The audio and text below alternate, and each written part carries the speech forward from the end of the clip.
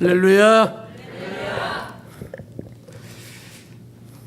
이 차가 두 병이나 있어가지고 하나는 왼쪽에다 놓고 하나는 오른쪽에다 놓고 두 개 묻겠습니다. 반갑습니다. 미국에도 기라성 같은 목사님들이 많으신데 또 우리 한세용 목사님은 아주 착하시고 또 진실하시고 또 아주 굉장한 목사님으로 이렇게 소문난 목사님이세요. 약한 교회에 오셔서 교회를 아주 잘 이렇게 사역하시는 분이다. 이렇게 저는 목사라 거짓말은 못합니다. 근데 이렇게 소문이 잘 났어요. 여러분이 잘 안 모시면 저 한국이나 어디서 큰 교회에서 데리고 가는 수가 있어요. 그러니까 지금보다 더 100배나 잘 모시기를 바랍니다. 저 부흥 강사가 오늘 그냥 첫 시간부터 담임 목사한테 잘하라는 소리 하는가 보다. 그런데 저는 절대 그런 목사는 아닙니다. 그리고 저는 그냥 무슨 프로 부흥사도 아니고요. 부흥회를 그렇게 많이 다니는 목사도 아니고, 그리고 저는 그렇게 공부를 많이 한 사람도 아니에요. 누구처럼 이제 스펙이 좋은 목사도 아닙니다. 그리고 부족한 것이 제 자랑입니다. 그리고 누구처럼 키가 크고 잘생기지도 못했고, 그래서 모든 면에 부족한데 그저 하나님이 우리 교회에 필요해서 하나님께서 보내셔서 이 짧은 시간이지만 하나님 말씀을 함께 나누게 되었다, 이렇게 생각을 하시고 함께 은혜를 나누십시다. 제가 여기 왜 왔느냐면요, 은혜 받으러 왔어요. 제가 은혜 받으러 왔습니다. 그러니까 제가 은혜를 끼치러 온 게 아니라 은혜 받으러 왔어요. 제가 은혜 받으려고 그러면 여러분도 은혜를 받을 겁니다. 그래서 함께 은혜를 받으십시다. 할렐루야. 그 옆에 사람하고 우선 인사를 한번 하셔야죠. 참 잘 오셨습니다 하고 인사를 한번. 참 잘 오셨습니다. 사랑합니다. 감사합니다. 고맙습니다. 내일도 또 오십시오 하고 이렇게 인사를 하십시오. 보통 이렇게 부흥사가 오면은요, 강사가 오면 저 사람이 도대체 누굴까? 그 궁금해하게 생각을 합니다. 그리고 저 사람이 이북의 고향이 이북 사람인가, 아니면 경상도 사람인가, 전라도 사람인가, 경기도 사람인가. 그래서 이제 말투를 보고 저 사람은 경상도 사람 같기도 하다, 저 사람은 전라도 사람 같기도 하다. 그런데 저는 고향은요 충청도 사람입니다. 나기는 충청남도 서천에서 났고요, 공부는 대전에서 했고요, 그리고 신학은 서울에서 했습니다. 그리고 인류대학도 공부를 못한 사람이고, 서울에 있는 유명한 데서 좋은 스펙을 가진 그런 목사도 아닙니다. 그런데 하나님께서 이렇게 이 워싱턴 하면 전 세계가 다 아는 데 아닙니까? 그래서 제가 여기에 와서 집회를 하게 된 것을 영광으로 생각하고 청해 주신 교회와 당회원들과 우리 한 목사님에게 감사를 드립니다. 충청도 사람 하면 보통 좀 느리다 그렇게 생각을 하지만 충청도 사람들이 그렇게 느리지 않습니다. 내 충청도 사람들이 충청도 사람만큼 말을 간단하게 하는 사람이 없잖아요. 그렇죠? 그건 여러분 옛날 버전이라 다 아시죠? 충청도 사람들의 말이 아주 간단 명료하다는 거. 돌아가셨습니다, 이 소리를 경상도 사람들은 어떻게 얘기하죠? 운명했다 아닙니까? 그렇게 얘기하는데 전라도 사람들은 뒤져버렸어라고 그렇게 얘기합니다. 그런데 충청도 사람들은 가시오, 그래서 가시오 그러면은 그냥 끝입니다. 잠시 실례합니다. 잠시 실례합니다. 이 소리를 경상도 사람들은 좀 내 좀 보이소 그러잖아요. 전라도 사람들은 아따 잠깐만 보더라고 그러잖아요. 그런데 충청도 사람들은 좀 봐요. 좀 봐요. 그러면 간단하게 뭐 말이 많지만 이 보신탕 집에 가면은요,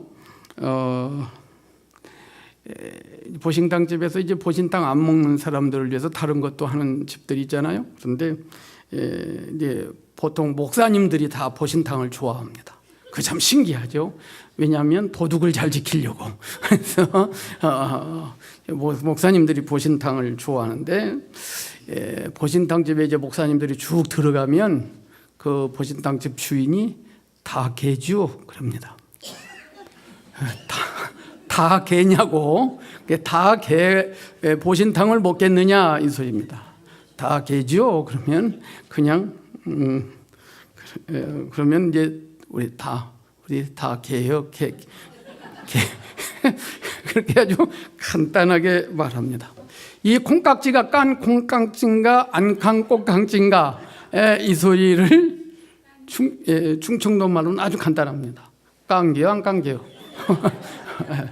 아주 이렇게 간단하게 말을 합니다. 정말 시원합니다. 이 소리를 경상도 사람들은 억수로 시원하다라고 말하고, 전라도 사람은 겁나게 시원해버리라 그렇게 말하고, 충청도 사람은 엄청 시원해요 그럽니다. 그래서 이렇게 간단합니다. 그러면 제가 설교를 간단하게 하겠습니다. 간단하게 1시간 정도 하겠습니다. 그러면 1시간, 지금부터 1시간 정도 9시 반 정도까지 설교를 할 생각입니다. 오늘 설교 제목이 뭔가 아시는 분 한번 따라서 해봅시다. 시작. 기가 막히죠. 이거 뭐 어디 책 제목 같잖아요. 그런데 제가 이 본문을 읽으면서 깨달은 아주 귀한 진리입니다. 매사에는요 시작이 있고 끝이 있어요. 그렇죠?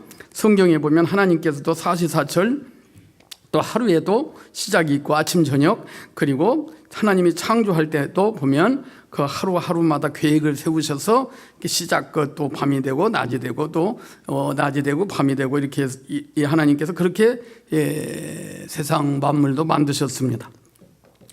하루는 저녁과 아침이 있고 밤과 낮이 있습니다. 한 달은 초하루와 금음이 있고 1년은 사계절이 있어서 12달이 있습니다. 한 사람의 생애를 보면 날 때가 있고 죽을 때가 있습니다. 전도서 3장 1절로 8절 한번 프로젝트 좀 띄워주시면 좋겠습니다. 같이 한번 읽어보십시다. 8절까지 계속 읽습니다. 시작. 천하의 모든 목적이 이룰 때가 있나니 날 때가 있고 죽을 때가 있으며 심을 때가 있고 심는 것을 뽑을 때가 있으며 죽일 때가 있고 치료시킬 때가 있으며 헐 때가 있고 세울 때가 있으며 울 때가 있고 웃을 때가 있으며 슬퍼할 때가 있고 춤출 때가 있으며 돌을 던져버릴 때가 있고 돌을 거둘 때가 있으며 안을 때가 있고 아는 일을 멀리할 때가 있으며 찾을 때가 있고 잃을 때가 있으며 지킬 때가 있고 버릴 때가 있으며 찢어질 때가 있고 꿰맬 때가 있으며 잠잠할 때가 있고 말할 때가 있으며 사랑할 때가 있고 미워할 때가 있으며 전쟁할 때가 있고 평화할 때가 있느니라. 충청도 사람이라도 말이 빠르죠. 그런데 어쨌든 이렇게 이 세상은 이렇게 때가 있다는 거예요. 날 때가 있고 날 때가 있으면 지금 읽었잖아요. 날 때가 있으면 죽을 때가 있다. 우리가 지금 어디서 살죠? 한번 대답을 해봐요. 틀려도 괜찮은 거예요. 우리끼리는 한 가족이니까. 우리가 어디서 살죠? 세상에서 살잖아요. 무슨 또 우리가 세상에서 살기 때문에 이 세상에는 날 때가 있고 죽을 때가 있는 거예요. 이 천국에는 날 때가 있고 죽을 때가 없어요. 천국에는. 근데 이 세상에 있는 날 동안에는 날 때가 있고 죽을 때가 있어요. 젊을 때가 있고 늙을 때가 있고 또 좋은 날이 있는가 하면 슬픈 날이 있고 또 정말로 서로 늘 안고 잘 때가 있는가 하면 각방 쓸 때가 있는 거예요. 예? 뭐 웃는 분들은 다 각방 쓰시는 분들이에요. 벌써 다 이제 60 넘으신 분들. 그래서 이 모든 것이 이 세상에서 있는 일은 세상은 이렇다는 것을 말하는 겁니다. 솔로몬이. 그래서 이 세상에서는 건강할 때가 있으면 아플 때도 있다는 거예요. 그러면 우리는 이 세상에 있는 날은 이럴 때가 있으면 이럴 때가 있다. 이것을 우리가 기억하고 지금 오늘 이 시간 폴투케스로는 아고라 투데이 이 지금 오늘 이 순간을 행복하게 살으라는 겁니다. 네? 이때가 있으면 이때가 있으니까 중요한 건 현재다. 현재를 가장 행복하게 살아야 된다는 것을 솔로몬이 말하고 있는 거예요. 여러분, 내일은 내 날이 아니에요. 내 날이 안 될 수도 있습니다. 내일은. 그리고 지나간 날은 이미 가버렸기 때문에 그날을 다시 끌어올 수도 없어요. 그러면 오늘 이 순간, 이 시간, 바로 지금만 내 시간입니다. 그리고 내가 살아있는 거예요. 지금 이 순간에 우리는 행복하게 살아야 돼요. 여러분 행복하십니까? 봐요. 아멘. 막 벅찬 마음으로 아멘을 해야 되는 거예요. 할렐루야. 아멘. 이것은 강제로 하는 아멘인 거예요. 그래서 정말로 여러분의 마음속에 기쁨과 즐거움과 감사함으로 막 벅찬 가운데서 아플 때가 있어도 세상에는 아플 때도 있는 거야. 그래서 이 아픈 것도 즐기면서 제가 이 세계 목회자 세미나 장영춘 목사님이 하는데 브라질서 한번 했거든요. 그래서 제가 그 강사로 1시간을 했는데 그때 제가 이 스트레스 관리법에 대해서 스트레스를 어떻게 관리해야 되는가에 대해서 제가 특강을 한 시간이 있어요. 근데 이 세상은 어려운 일이 계속 오게 돼 있어요. 파도가 오는 것처럼. 그래서 한 가지 일이 끝나면 또 다른 일이 오고 계속 어려운 일은 죽을 때까지 오게 돼 있어요. 그러므로 우리는 그것을 너무 앞으로의 일을 염려하거나 걱정하지 말고 여러분 이 세상에 염려, 근심, 걱정 뭐 이런 것이 없으면 세상이 아니죠. 그건 천국이지. 그건 이 세상에 있으면 안 돼요. 그 사람은 이 세상에는 염려와 근심과 뭐 눈물과 질병과 뭐 이런 것들이 꽉 차 있는 게 이 세상입니다. 근데 이 세상에서 우리는 행복하게 살아야 돼요. 행복하게 살아야 될 의무가 있고 책임이 있고 그래야만 하나님의 나라가 확장되어져요. 그래서 우리 기독교인들은 행복한 사람들이 다 되어야 합니다. 할렐루야. 그러면 여러분 행복의 조건 무엇이 있으면 행복할 것 같아요? 그냥 속에 있는 소리 해봐요. 무엇이 있으면 행복할 것 같아요? 진실한 사람들이 별로 없네. 무엇이 있으면 행복할 것 같아요? 빨리 얘기해요. 예? 객관식? 무엇이 있으면 뭐 행복할 것 같냐면 대부분 많은 사람은 돈이 있으면 행복할 거다. 그렇게 생각을 합니다. 예? 돈이 많으면 행복할 것 같다. 그렇지만 그렇지 않아요. 돈 많은 사람들이 불행한 사람이 얼마나 많은지 몰라요. 그러면 건강만 있으면 나는 행복할 것 같다. 그런데 건강한데도 정말 불행한 사람들 많아요. 제가 브라질에서 사역을 하는 사역 중에 여러 사역을 하고 있어요.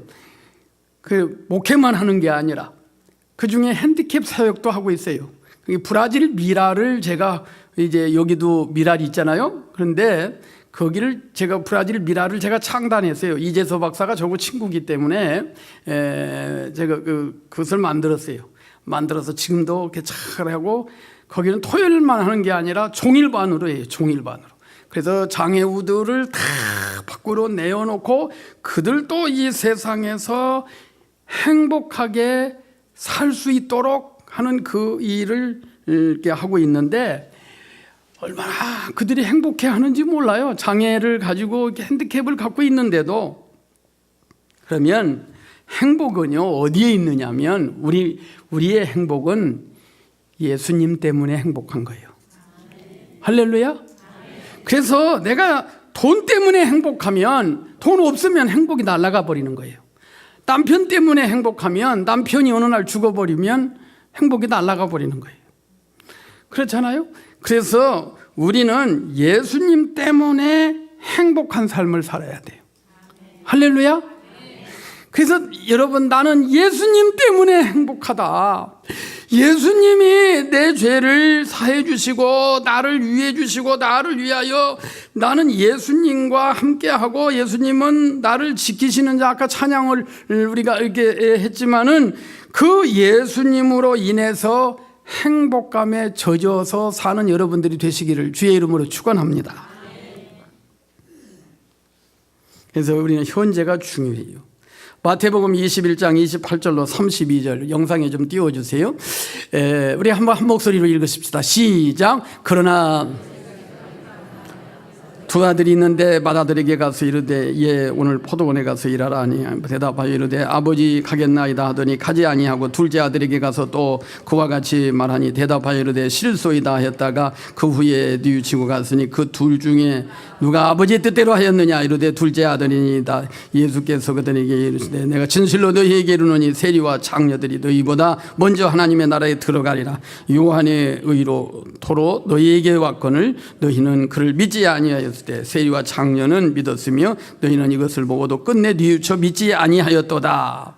예, 두 아들이 있는데 이 큰 아들을 보고 포도원에 가서 좀 일 좀 하라고, 너무 바쁘고 일손이 부족해서 가서 일을 좀 하라고 그러니까 대답은 하고는 안 갔어요. 근데 둘째 아들은 싫다고 하고 아버지의 마음을 아프게 했지만 나중에 나가서 생각을 해보니까 아버지가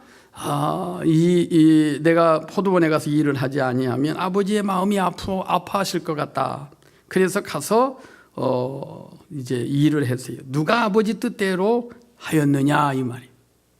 바리새인과 서기관들이냐 아니면 이 세리와 창녀들이냐, 정말로 회개하고 하나님께로 돌아온 자를 하나님이 기뻐하신다는 거예요.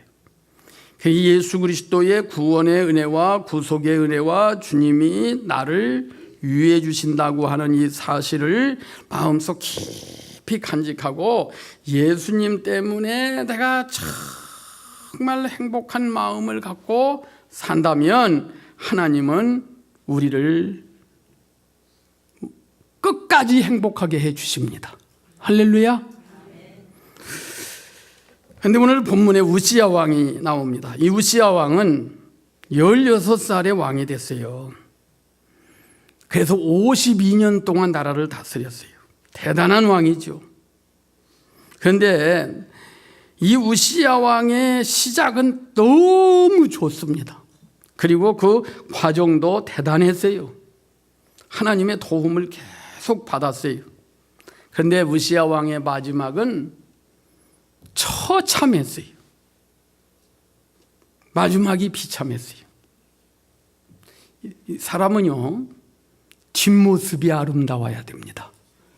할렐루야. 그래서 요새 한국에도 우리 성도들에게는 참 인터넷에 다 뜨니까 말씀을 드리지만, 목사님들도 노년에 너무 추태를 부려가지고 막 감옥을 들랑달랑하고 막 이런 일들이 많잖아요. 그 어떤 논문에 보니까 25%밖에 안 된다고 그래요. 목회자들의 마지막이 아름답게 마무리 짓는 경우가 25%밖에 안 된다. 그러니 일반인들은 어떻겠어요? 여러분과 저는 끝이 더 아름답기를 축원합니다. 할렐루야. 그래서 우리는 정말로 아벨이 죽어서도 하나님을 증거하는 그 믿음으로 하나님의 살아계심을 많은 죽어서까지도 그 여운이 남아있는 이러한 삶을 살았듯이 우리들도 이 세상에서 그렇게 살아야 돼요. 성경에 보면 시작은 참 좋았던 사람들이 많아요. 유명한 사사 기드온이라든지 300용사를 가지고 미디안 군대를 무찔렀잖아요. 그리고 이스라엘 초대왕 사울이라든지 예수님의 제자 가룟 유다, 바울의 제자였던 데마, 이런 사람들 모두 시작은 다 좋았어요. 그런데 끝은 비참했어요. 처음도 중요하지만 더 중요한 것은 마지막입니다. 초심을 끝까지 가지고 간다. 처음 사랑을 끝까지 지속한다. 그 순수함을 끝까지 지속한다. 쉬운 일은 아니에요. 그러나 주님은 그것을 우리에게 요구하고 계세요. 우시야 왕은 16살에 왕이 돼서 52년 동안 나라를 다스렸어요.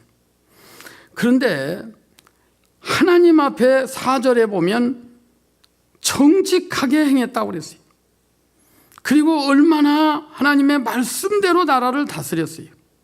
그리고 그는 스가랴라고 하는 스승이 그에게 있어서 그가 하나님의 말씀을 조언해 줄 때에 그 말씀을 따랐어요. 그리고 하나님 앞에 다 엎드려 기도했어요. 그랬더니 하나님이 그를 도와주셨어요. 여러분, 이 세상에서 우리를 도와주실 분은요, 하나님밖에 없어요. 예.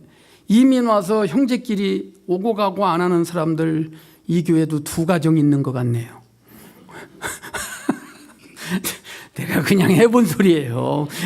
한 가정도 없다고 그러면 좀 재미가 없잖아요. 그런데 보통 사람을 의지하기 때문에, 뭔가를 기대했기 때문에 그 기대에 어긋나면 사람은 실망하는 거예요.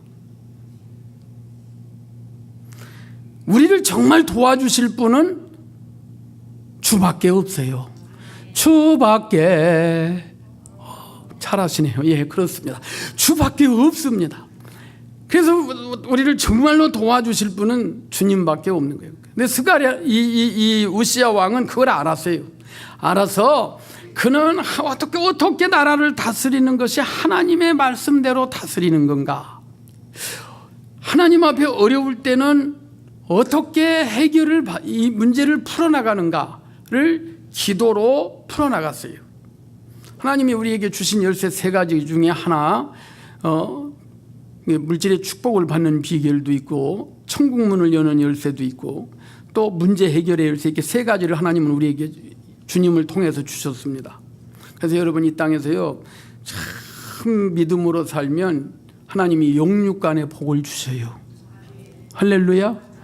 정말입니다.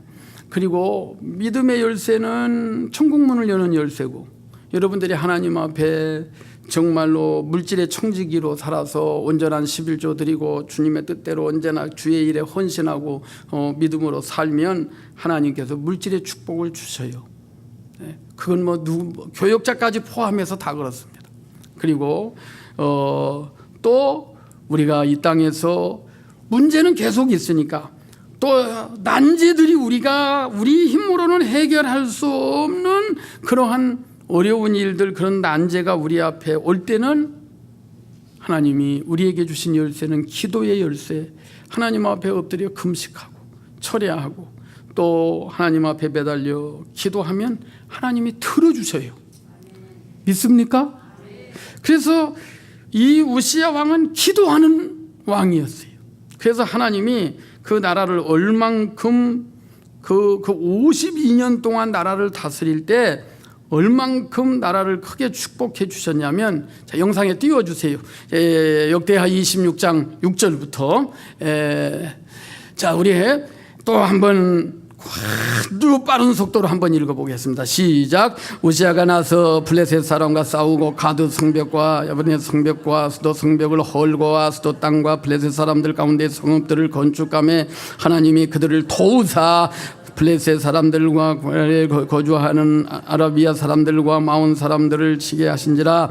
암몬 사람들이 우시아에게 조공을 바치며 우시아가 매우 강성하여 이름이 애굽 변방까지 퍼졌더라. 우시아가 예루살렘에서 성보퉁이 문과 골짜기 문과 망대를 세워 견고하게 하고 또 광야에 망대를 세우고 물 웅덩이를 많이 파고 고원과 평지에 가축을 많이 길렀으며 또 여러 산과 좋은 밭에 농부와 포도주를 다스리는 자들을 두었으니 농사를 좋아함이었더라. 우시아에게 또 싸우는 군사가 있으니 직접 조사한 수요대로 왕의 주의관 하나냐의 휘하에 속하여 때를 지어 나가게 싸우는지라. 족장의 총수가 모두 큰 용사여 그의 휘하의 군대가 30만 7,500명이라 건장하고 싸움이 능하여 왕을 도와 적을 치는.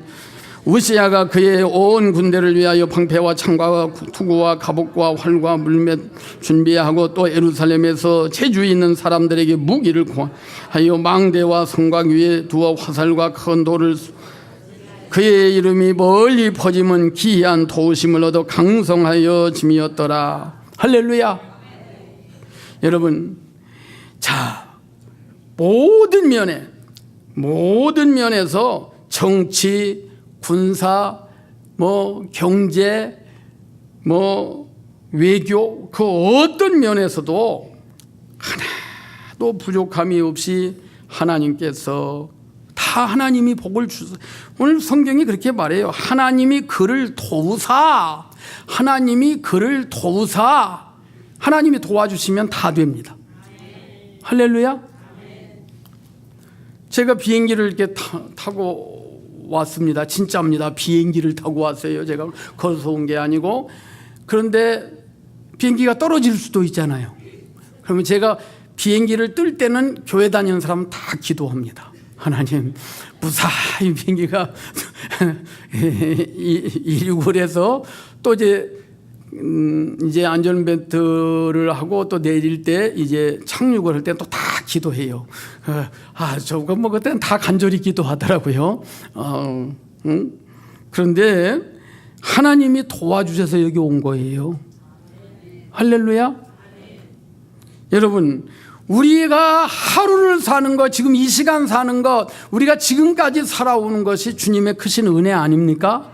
하나님이 도와주셨기 때문에 오늘의 우리가 있는 거예요. 이 자리에. 믿습니까?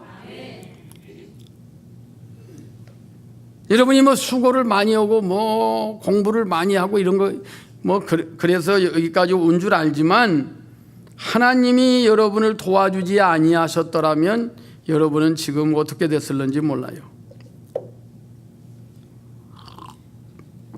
그런데 이제 이 우시야 왕이 이렇게 아주 번성하고 누구도 당할 수 없는 이러한 복을 받고 그 이름이 만방에 선포되어지고 많은 것을 누리며 살 수 있게 된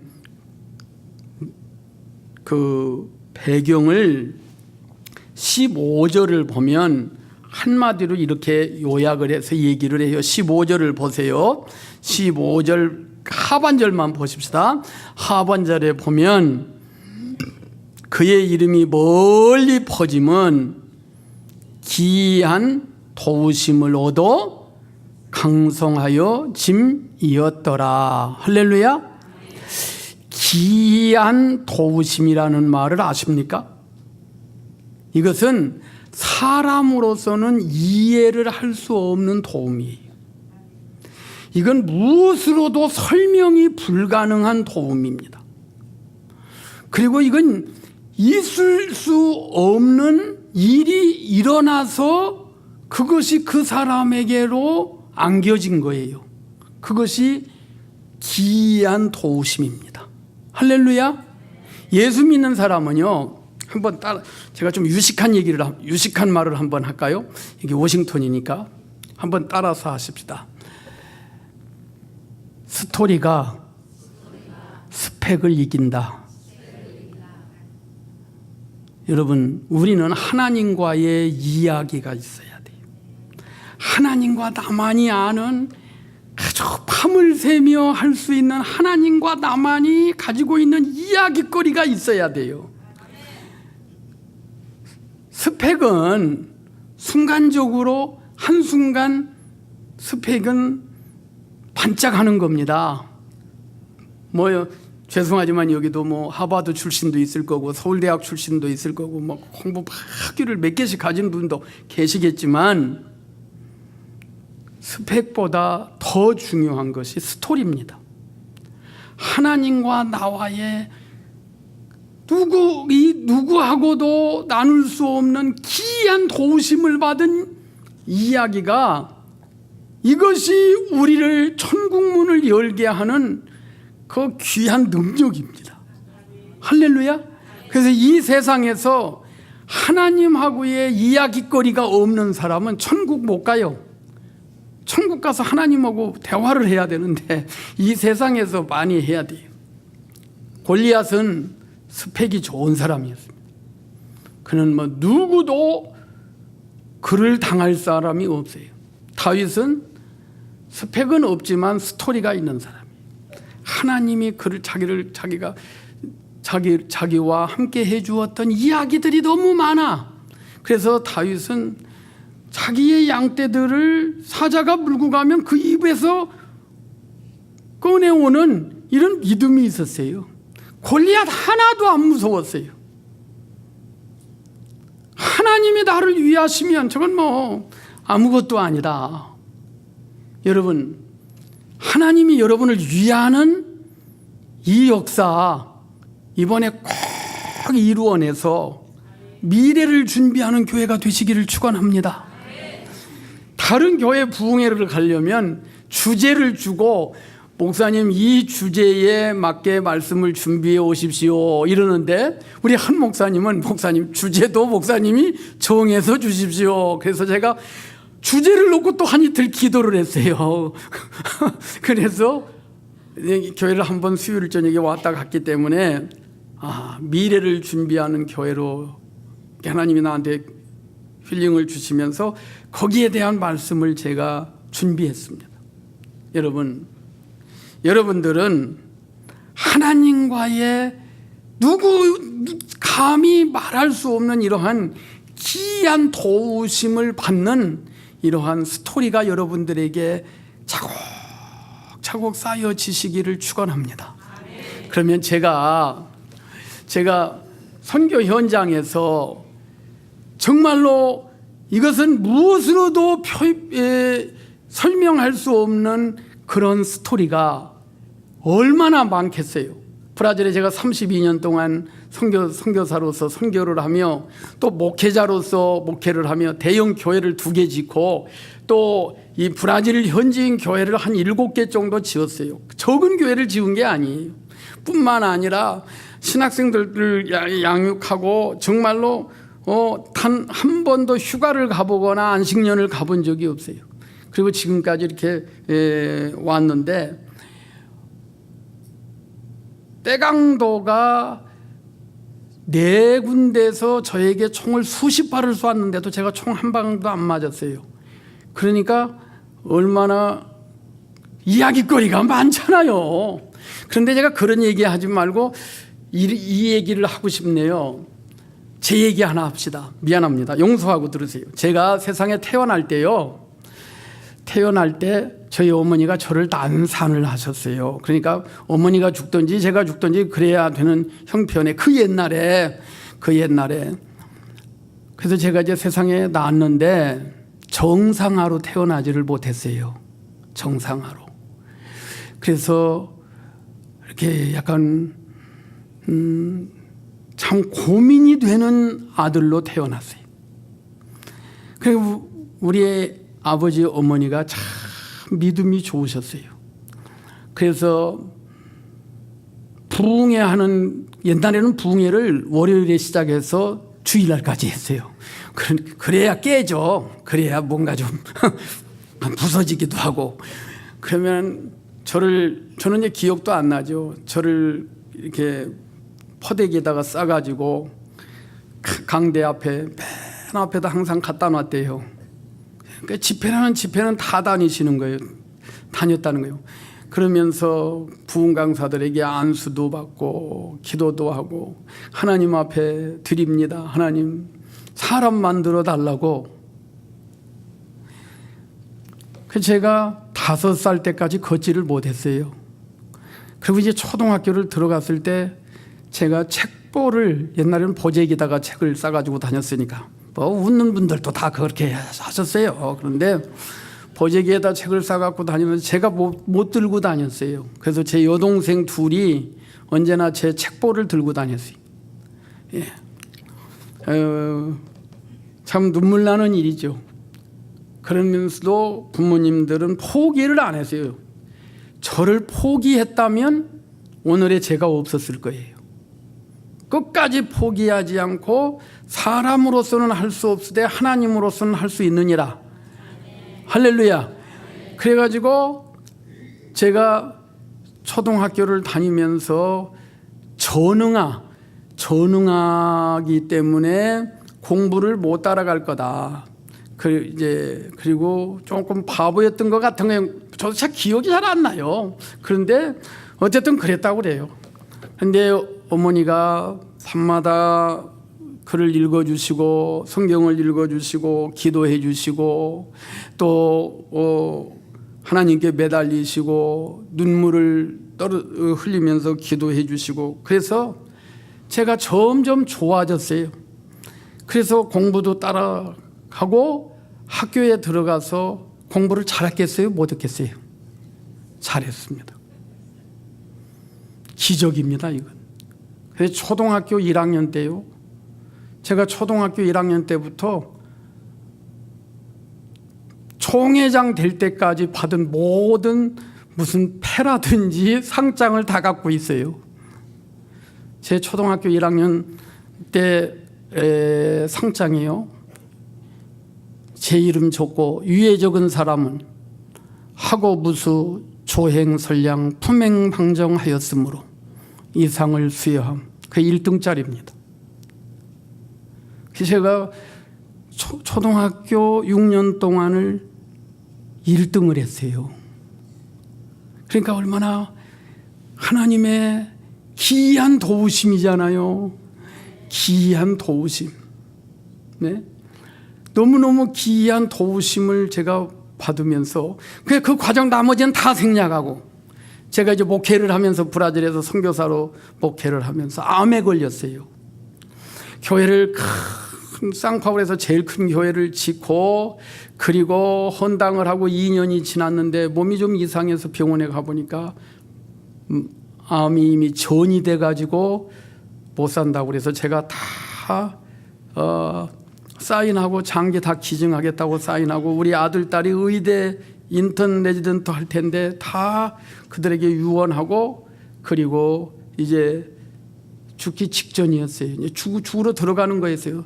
제 손으로 운전하고 갔어요. 그래서 이제 죽으러 제 손으로 갔는데 살았겠어요? 죽었겠어요? 여러분 살았겠어요? 죽었겠어요? 제가 그 과정은 다 생략했기 때문에 그렇지만 너무너무 기이한 도우심을 얻어서 제가 살았어요. 그래서 우리 딸 결혼하던 전해에 제가 수술을 했으니까 지금 이제 2, 3년 훨씬 더 됐네요. 아니 15년 거의 한 15년 이렇게 됐습니다. 그래서 제가 살았어요. 상파울에서 어떤 사람들은 식당에서 만나면 제 몸을 막 만져봐요. 이게 진짜냐고 이게 예수님의 몸을 만져보듯이 만져보는 사람이 있어요. 여러분 하나님의 기이한 도우심은 수천 가지가 수천 가지. 제가 하나님께로부터 받은 기이한 도우심 스토리는 이것은 책으로 써도 이 세상에 다 두지 못할 만큼 많아. 정말이에요. 그러므로 여러분 밤에 여러분 건강하게 사는 것 자체가 기이한 도우심이고요. 여러분이 이 워싱턴에 이곳에 와서 지금까지 살아온 거 기적 아닙니까? 이거 다 하나님의 기이한 도우심입니다. 할렐루야. 우리는 하나님의 도움을 얻어야만 이 땅에서 건강도 자녀도 가정도 사업도 모든 일이 하나님의 기이한 도우심을 통해서 반드시 승리하시기를 축원합니다. 이 기이한 도우심, 이것은 성경에 보면 이해가 안 되는 우리 주님이 갖고 계신 능력이에요. 제가 아마존에서 보통 아마존에 가면 이틀 3일을 배를 타고 가야 이제 됩니다. 그러면 밤낮으로 배를 타잖아요. 그런데 한강 많은 강줄기가 1000개가 있거든요. 그게 안 믿어지죠. 그런데 이제 배를 데리고 가는 이제 파이로트가 운전하시는 사람이 노래를 불러가면서, 브라질 사람들은 노래를 좋아해요. 굉장히 가는데 가다가 길을 잊어버린 거예요. 그 길이 그 길 같고 우리는 모르잖아요. 며칠 밤을 그냥 유락으로 풍랑을 만난 것처럼 떠 있으면서 이제는 가망이 없는 그러한 가운데에 있었지만 주님은 그 가운데에도 함께 하셔서 바다에 떠 있는 기름 넣어주는 주유소를 만나게 하시고 결국은 살아서 육지로 나오게 해주시는 그 기이한 도우심은, 그래서 저는 살아계신 하나님이 나와 함께 하시면 두려울 것도 없고 무서울 것도 없고 겁낼 것도 없고, 나를 지키시는 분이 계시면 나는 그의 도움으로 이 세상을 산다고 하는 그런 마음으로 오늘도 살고 내일도 살 겁니다. 아멘. 할렐루야. 아멘. 여러분도 그러시기를 축원합니다. 아멘. 그런데 우시야 왕이 끝까지 그렇게 살았으면 얼마나 좋았겠어요. 그런데 우시야 왕의 말년을 보면 그냥 15절까지만 있으면 참 좋아요. 15절까지만 있으면. 그런데 이 16절이 있어서 문제입니다. 16절. 자, 여러분의 성경 가지고 있으면 16절 한번 보세요. 16절 상단만 읽으십시다. 시간이 없으니까 시작. 그가 강성하여짐에 그의 마음이 교만하여 악을 행하여. 그만 읽으세요. 예. 자, 이 15절까지만 있으면 참 좋은데 이 16절이 있어서 이게 문제입니다. 강성하여짐에 잘 나감에 부자가 되니까 건강이 회복되니까 뭔가가 좀 먹고 살만 하니까 이제는 좀 기반이 잡혀지니까 그의 마음이 어떻게 됐다고 그랬어요? 그의 마음이 교만해졌다. 근데 하나님이 가장 싫어하는 것, 하나님이 가장 싫어하는 게 뭐예요? 크게 대답해요. 하나님이 가장 싫어하는 게 뭐예요? 하나님이 가장 좋아하는 건, 그렇죠, 겸손이죠. 예수님의 성품을 닮은 사람이에요. 예수님은 나는 온유하고 겸손하니. 그 예수님의 모습을 닮아야 되는데 사람은 살만 하면 다 교만해집니다. 다 교만해져요. 여러분은 끝까지 겸손하게 살다가 주님 앞에 가시기를 축원합니다. 그런데 강성해지니까 마음이 교만해서 악을 행했어요. 그래서 여호와의 전에 들어가서 향단에 분향하러 들어갔어요. 강성해진 이 우시야 왕이 마음이 교만이 이제 자리를 잡게 되니까 자기가 원하는 모든 것은 자기 마음대로 이제 하는 거예요. 자기 마음대로 하는 게 교만한 사람이 하는 모습입니다. 과거에는 하나님의 말씀에 의존했고 기도했고 그렇게 해서 모든 일들을 해나갔는데 이제는 자기 마음대로 하는 거예요. 하나님의 율법에 제사장만이 하도록 되어 있는 분향하는 일을 자신이 직접 하려고 이제 할 때에 이거 해서는 절대 안 되는 거 아닙니까? 그래서 오늘 이 본문에 보면 제사장 아사랴가 오늘 26장에 보면 아주 용맹한 제사장 80명을 데리고 이 우시야 왕에게 전하 아니되옵니다. 그 일은 왕이 할 일이 아니옵니다. 그 일은 왕에게 하나님이 맡겨준 일이 아니옵니다. 그 일은 오직 구별된 아론의 제사장, 아론의 자손 제사장들만이 할 일이옵니다.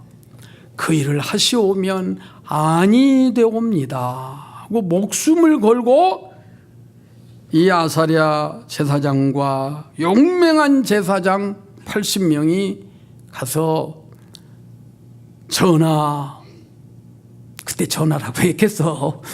그렇지만 어쨌든 지금 말로 하는 거예요. 전하, 한번 따라서 하십시다. 전하 아니 되옵니다.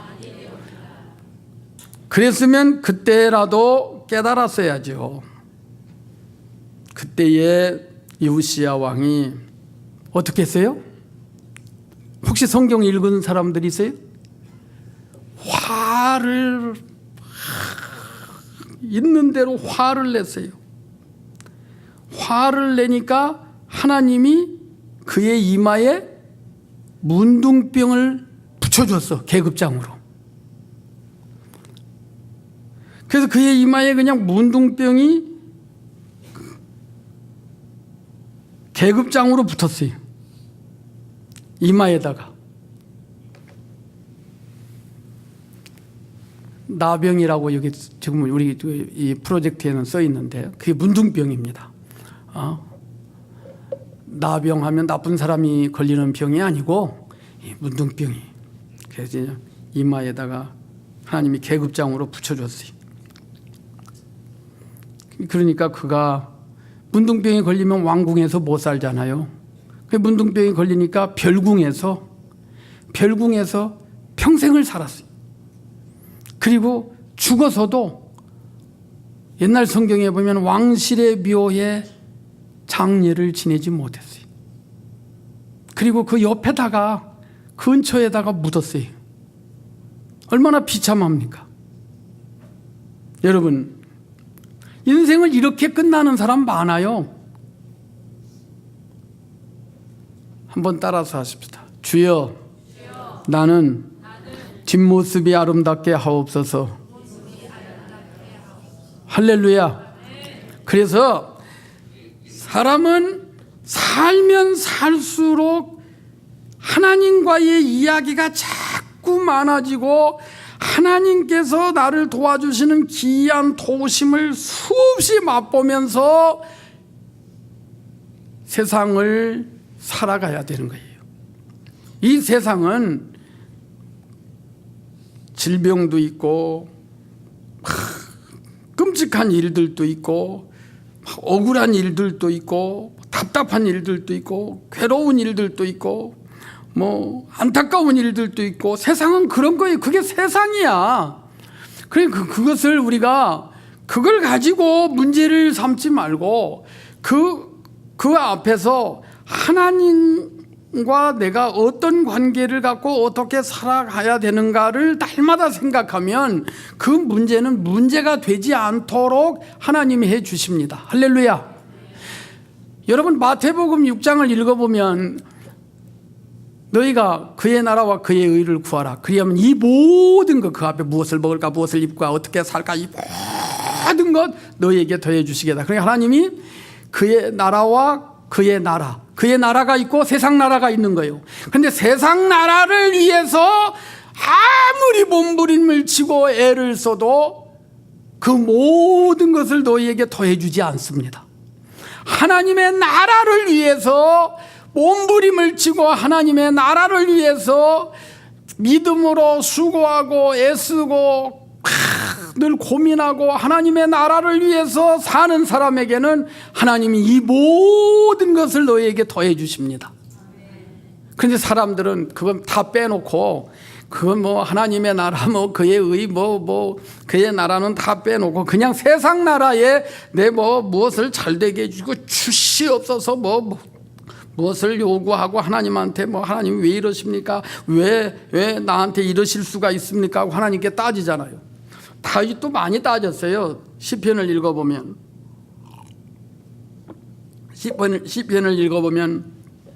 하나님 원망도 하고 하나님 내가 괴롭습니다. 하나님 나한테 어떻게 이렇습니까? 원수들이 나를 이렇게 괴롭힙니다. 막 이러다가도요. 시편을 읽어보면 기가 막힌 것은 하나님의 은혜를 생각해 보는 거야, 다윗이.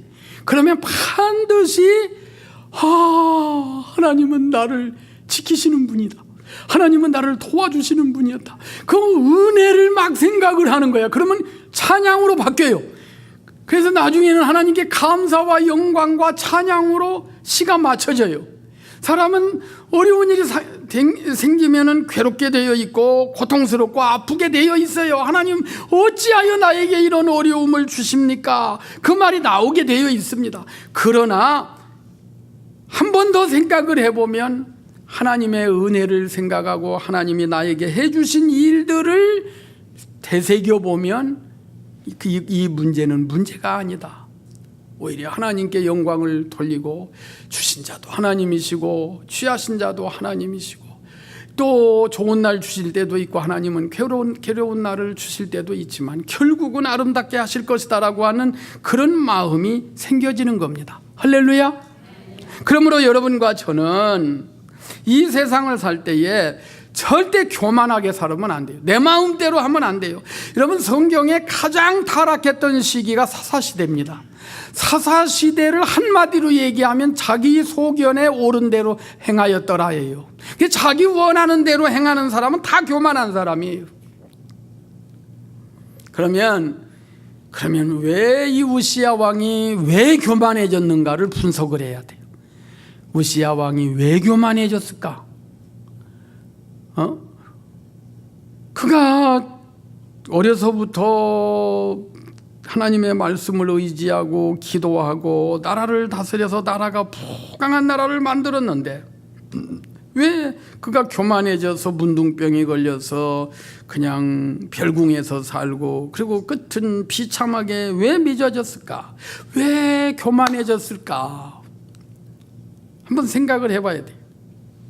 첫째는 멘토가 없었기 때문에. 이제 이 스가랴가 사는 날 동안에는 5절이죠. 5절에 보면 하나님의 묵시를 밝히 하는 스가랴가 사는 날에는 하나님을 찾았다고 그랬어요. 멘토가 없어졌으니까, 멘토가 없어지니까 그가 자기 마음대로 하는 거예요. 하나님의 묵시를 아는 스가랴가 사는 날 동안에는 그렇지 않았어요. 스가랴가 죽고 나니까 이제는 자기 마음대로 한 거예요.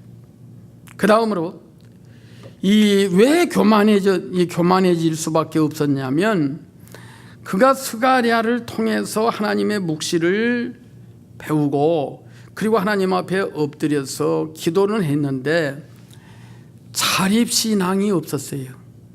그러니까 아무도 없어도 아무도 안 볼 때 하나님과 나 사이에서의 내 모습이 그게 진짜 모습입니다. 아무도 안 볼 때에 하나님과 나만이 있는 데에 내 모습이 그게 진짜 모습이에요.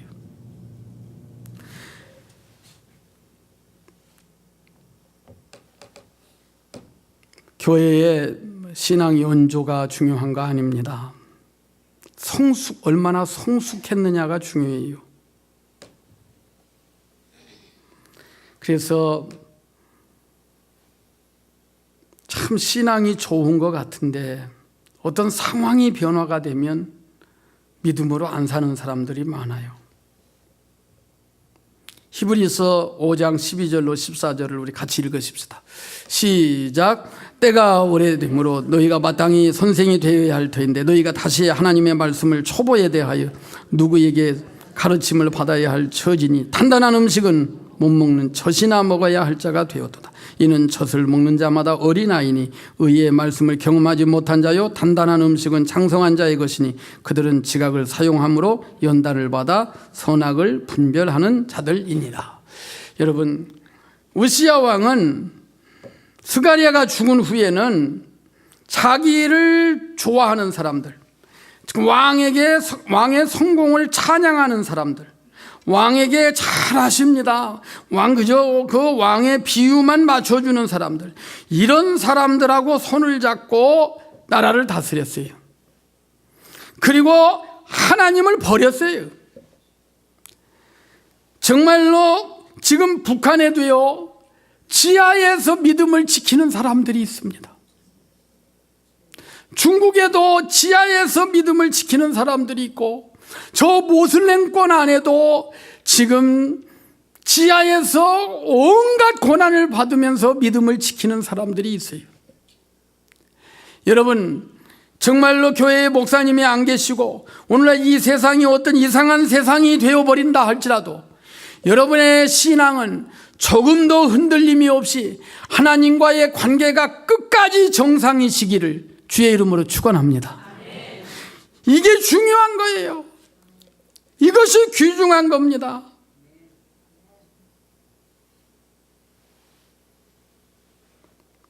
날마다 하나님의 말씀을 주야로 묵상하고 하나님이 나에게 원하시는 무엇을 나에게 원하시는가를 생각하고 시편 1편에 복 있는 사람은 하고 쭉 얘기하는 그 말씀을 우리가 너무나 많이 알고 듣잖아요.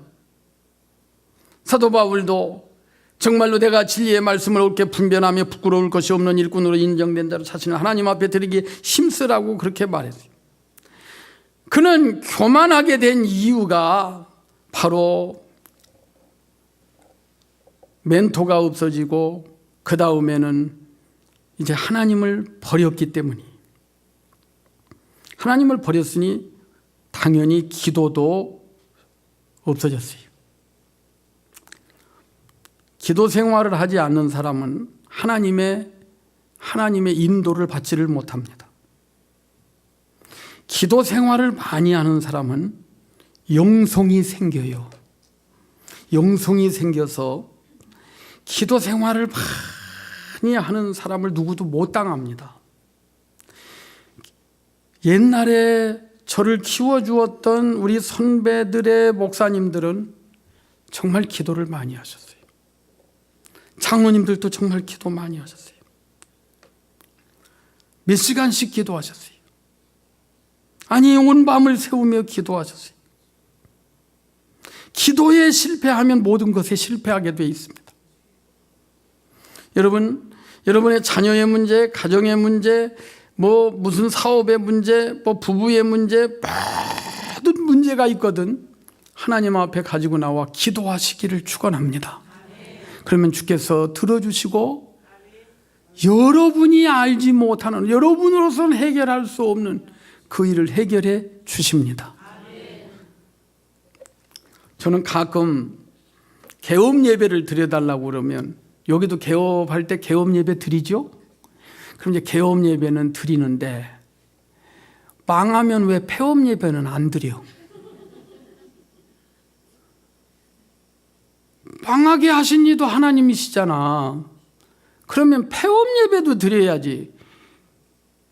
그 폐업 예배 드려달라고를 안 해요. 그래서 가게 문 닫았다고 그러면 제가 야단쳐요. 가게 문 닫을 때 목사님 모시고 폐업 예배를 드려야 제기를 하지. 여러분, 폐업 예배도 꼭 드리세요. 아멘은 사람 한 명도 없네. 안 망하겠다 이거지, 안 망하겠다 이거죠. 그런데 또 어쨌든 문을 열을 때 예배를 드렸으면 닫을 때도 예배를 드려야 돼요.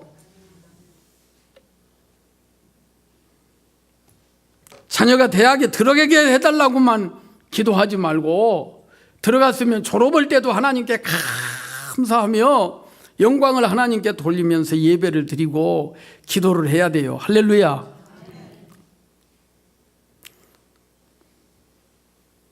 근데 참 이 이사야는 이 우시야 왕은 이렇게 비참하게 죽었어요.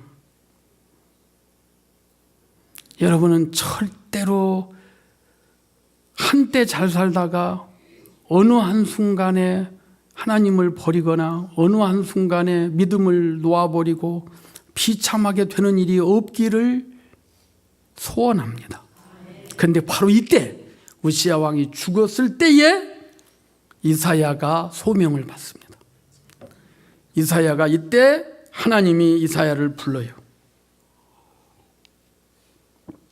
우시야 왕이 죽던 해에 하나님은 이사야를 불러서 누가 나를 위해서 복음을 전하고 누가 나를 위해서 가며 누가 나를 위해서 좀 죽겠는가 할 때 내가 여기 있나이다 나를 보내소서 하고 이사야가 하나님의 부름을 받습니다. 쓸쓸하게 별궁에서 죽어가는 이 우시야 왕을 보면서 많은 생각이 있었을 거예요.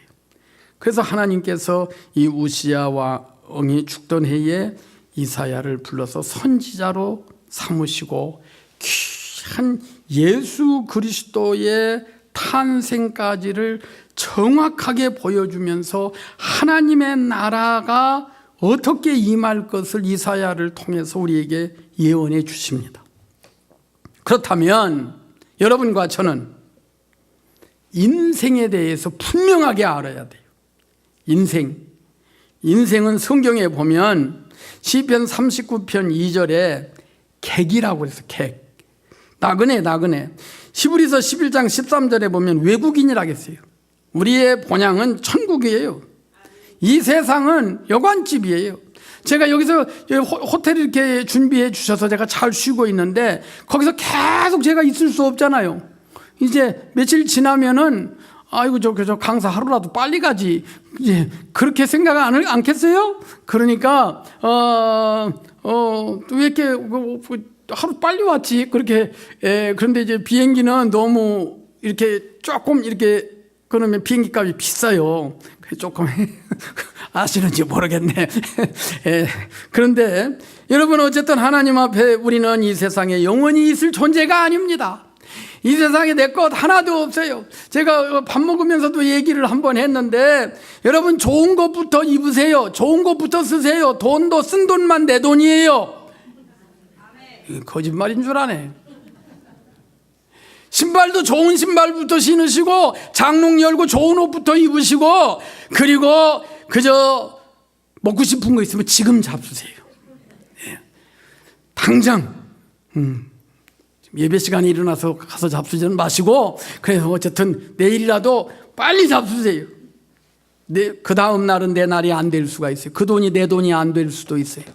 어떤 권사님은 저보고 이럽니다. 목사님 다 큰일 났어. 요새 정신이 내 정신이 아니야. 우리 딸들이 준 돈을 얻다가 잘 숨겨놨는데 그게 몇만 불인데 아무리 찾아도 안 나와. 그런데 목사님 기도 좀 해달래요. 그 생각나게. 그런데 찾았나 모르겠어요. 아마 찾았는가 봐요. 그러니까 아무 얘기도 없지. 여러분 우리는 하나님 앞에 우리의 육체는 풀과 같고 그 영광은 풀의 꽃과 같습니다. 여기 이 메시아 장로교회는 보니까 연세 드신 분들이 많으시네요. 그런데 젊으셨을 때는 다 이뻤을 것 같아. 젊었을 때는 다. 지금은 그냥 쭈글쭈글해졌지만 어쨌든 젊었을 때는 꽃다운 나이가 다 있잖아요. 그러나 그 꽃의 영광도 잠깐입니다. 인생은요 잠깐 보이다 없어지는 안개예요. 제가 브라질에 갈 때는 30대에 갔어요. 그래서 지금 70을 바라봐요.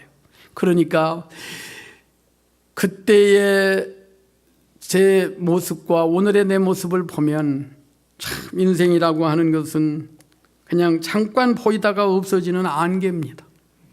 시편 90편 5절에 모세가 이렇게 얘기했어요. 인생은 잠깐 자는 잠과 같다.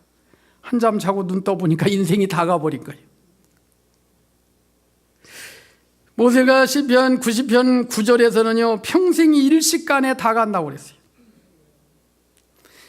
다윗은 시편 39편 5절에서 주께서 나의 날을 손 넓이만큼 되게 했다고 그랬어요. 얼마나 인생이라는 게 짧은지.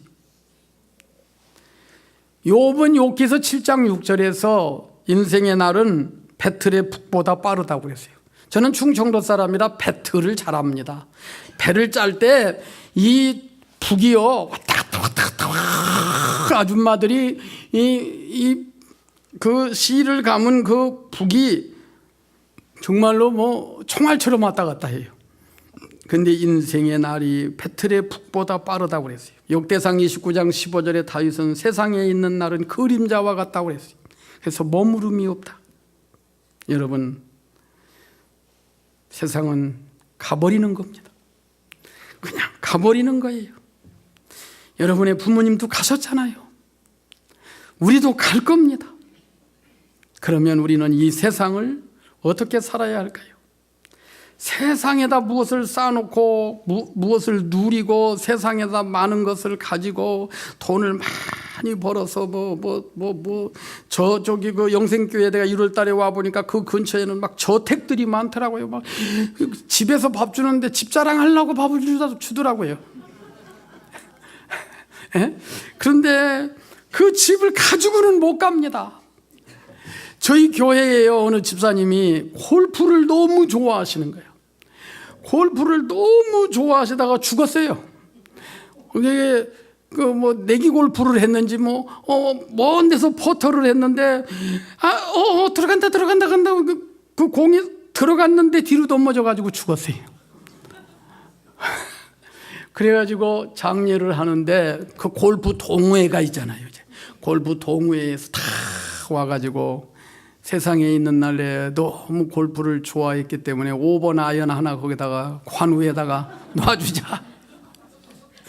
그래서 5번 아이언 하나를 거기다가 이렇게 관우에다가 놔가지고 덮었어요. 아마 무덤 속에서도 골프를 치는지는 모르겠어. 그렇지만 그거 다 소용없어요. 죽으면 다 필요 없습니다. 여러분 사진도 많이 찍지 마세요. 손자까지도 안 봐요. 그 사진. 증명사진만 찍으세요. 워싱턴에 내가 왔다 갔다. 그때 내가 이렇게 내가만 보는 거지 누가 안 봅니다. 인생은요 그냥 가버리는 겁니다. 그러므로 모세는 세상에서 낙을 누리는 것보다 하나님 나라를 위해서 고난받는 것이 훨씬 좋은 거다. 이 사도 바울도 내가 천국이 훨씬 좋지만 세상에서는 하나님 나라 확장하는 일을 위해서 내가 있어야 될 이 세상에 있어야 될 일은 바로 그거밖에는 없다. 그래서 바울도 다 버리고 하나님 나라를 위해서 산 거예요. 여러분, 이 땅에서 남는 일은 주님의 몸된 교회 잘 섬긴 일, 그거 하나만 여러분이 후손에게도 남겨주는 거고 천국에 가서도 상급으로 받는 겁니다. 할렐루야. 그러면 여러분 어떻게 살다 가실래요? 시작도 아름답게, 끝은? 자, 오늘 설교 제목 한번 큰 소리로 따라서 한번 여러분만 혼자 해보세요. 시작.